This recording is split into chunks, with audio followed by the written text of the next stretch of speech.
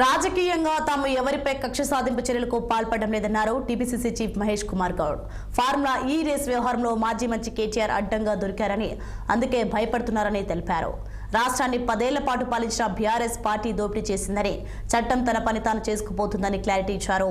ACB శాఖలో case book అయ్యాక అసెంబ్లీలో చర్చించాల్సిన అవసరం ఏముందంటున్న మహేష్ కుమార్ గౌడ్తో మా political bureau chief Ram face to face. Assembly శాసన మండలి సమావేశాలు వాడివేడిగా నడుస్తూ ఉన్నాయి. ప్రస్తుతం ఈ ఫార్ములా కార్ రేస్ ఇష్యూ మరొకసారి తెరపైకి వచ్చింది.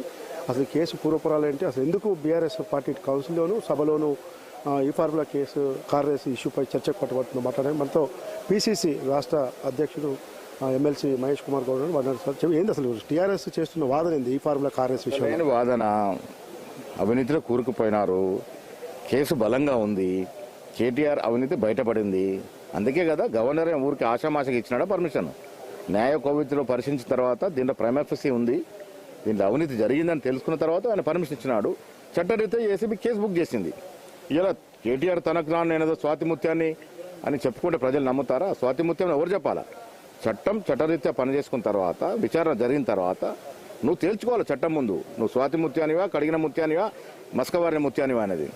ఇవాళ క్లియర్గా హెచ్ఎండిఏ ఆనాడు భాగస్వామ్యం కాకపోయినా ఈ ఫార్ములా రేస్ కోర్సులో హెచ్ఎండిఏ నుండి 54.8 నుండి దాదాపు 55 కోట్లు ప్రభుత్వ సొమ్ముని ఒక ప్రైవేటు వ్యక్తికి ద్రవతం చేసిండు కేటీఆర్. అన్ని నిబంధనలకు తిలోదలకాలు ఇచ్చి నిబంధనల విరుద్ధంగా అధికారం ఉంది కానీ అహంకారంతో అధికారులు బెదిరించి ఈ డబ్బులు ట్రాన్స్ఫర్ చేశారు. ఇది చట్టరీత్యా నేరము. నేరానికి పాల్పడిండు. నేరానికి పాల్పడిన వ్యక్తి గురించి అసెంబ్లీలో కౌన్సిల్లో చర్చ ఎందుకు జరగాలి? ప్రజా ఉపయోగపడే చాలా బిల్లులు పెండింగ్లో ఉన్నాయి. ఇప్పుడు చర్చ జరగాల్సి ఉన్నది. బీఆర్ఎస్ నాయకులు గొడవ చేసి నడవనట్లేదు. ఇప్పుడు ఇక్కడ చర్చించాల్సిన అవసరం ఉన్నది. సమావేశాలు తెలుసుకోవాల్సిన కేసు. అసెంబ్లీ సమావేశాలు కానీ మండలి సమావేశాల్లో ప్రజలకు సంబంధించిన అనేక అంశాలు ఉన్నాయి. ఈరోజు రైతు భరోసా ఉంది, రైతు రుణమాఫీ ఇష్యూ ఉంది, తర్వాత వ్యవసాయ కూలీలకు రుణమాఫీ ఇస్తామన్నారు. ఈ ఇష్యూస్ పైన చర్చ జరగకుండా ఎందుకు బీఆర్ఎస్ పార్టీ పదే వాళ్ళు ఇరికిపోయినారు. కాళేశ్వరం ప్రాజెక్టులో జరిగిన అవినీతి మీద చేతటెల్లడం అయిపోయింది, బయటపడింది, ప్రజలు గ్రహిస్తూ ఉన్నారు. ఈ ఫార్ములా రేస్లో భూముల అమ్మకాలు, కోకపేట భూముల అమ్మకాలు కానీ, టోల్ రింగ్ రోడ్డు టోలు 1,00,000 కోట్లకు పైన ఆదాయం ప్రభుత్వం రావాల్సి ఉంటే 7,000 కోట్లకే అపనంగా అమ్మేశారు, అపనంగా టెండర్ ఇచ్చారు. ఇంతటి అవినీతి పాల్పడినాక ప్రజలు ఎందుకు మమ్మల్ని అధికారులు తీసుకొచ్చినారు? ఈ అవినీతిని లెక్కగట్టి మొత్తం కక్కిస్తామనే కదా. మరి ప్రజలకు ఆశలకు అనుగుణంగా ఆకాంక్షలకు పనిచేస్తా ఉన్నాం. డెఫినెట్గా ఎవరు ఎంత అవినీతి పాల్పడినా వారు శిక్షించాల్సిందే. ఈరోజు ప్రధానంగా బీఆర్ఎస్ పార్టీ ఆరోపిస్తుంది, కేవలం ఏడాది పాలనలో కాంగ్రెస్ పార్టీ వైఫల్యాలను ఎండగడుతున్నాం, ప్రజలకు ఇచ్చిన హామీలను అమలుపరచలేదు, తర్వాత 100 రోజుల్లో 6 గ్యారంటీలు ఒక్క పథకం కూడా అమలు చేయలేదు. ఇవన్నీ ఎండగడుతున్నాం కాబట్టి ఇవన్నీ పక్కదారి పట్టించేందుకే ఇలాంటి కక్ష సాధింపు చర్యలకు కాంగ్రెస్ పార్టీ పాల్పడుతుందని చెప్పి పార్టీ కక్ష సాధింపని ఎవరు అనుకోవట్లేదు.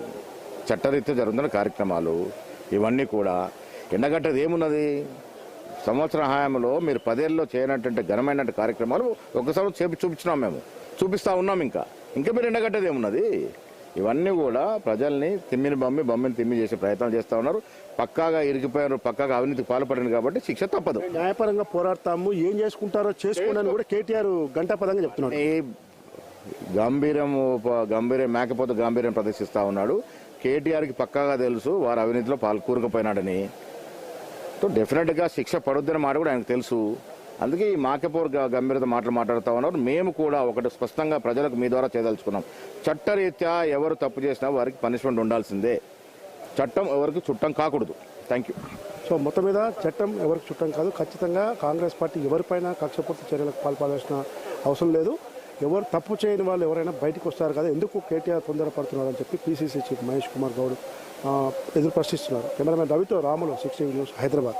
అసెంబ్లీ శాసనం హైదరాబాద్ బంజారా హిల్స్ లోని జలమండలి స్థలం